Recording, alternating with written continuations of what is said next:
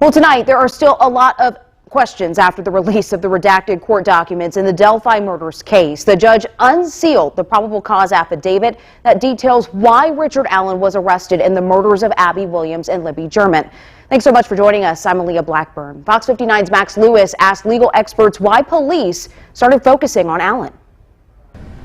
Among the things we asked investigators was how did they turn their attention to Richard Allen and why did it take so long to focus on him? Well, Indiana State Police wouldn't answer those questions, but a judge I spoke with said the affidavit is likely just the tip of the iceberg in this case.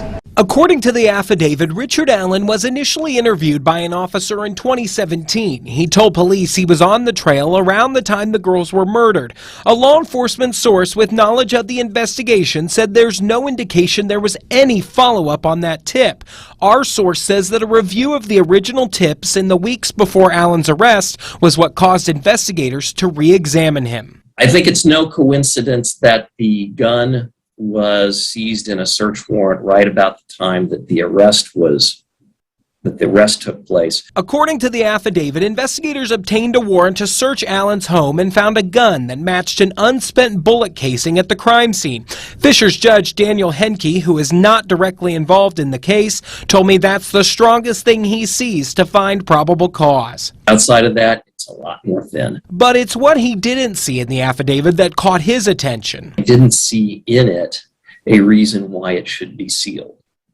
So that tells me that there's more evidence that's not in the probable cause affidavit. Allen's attorney said last week that the affidavit would provide more questions than answers, and so far other legal experts we've spoken with agree. Regardless of what is yet to be uncovered, they said they weren't worried. We don't know what other evidence is out there, but we're confident that whatever is out there is not going to be enough to show that our client did anything here. While there's countless questions still unanswered, Henke says there's two big things he'd like to know from investigators. One, what more do they have? And two, what more do they want? We took our unanswered questions to the Carroll County Sheriff as well as the prosecutor. We wanted to know whether they still believe somebody else was involved in the murders and why they chose to focus on Allen this year.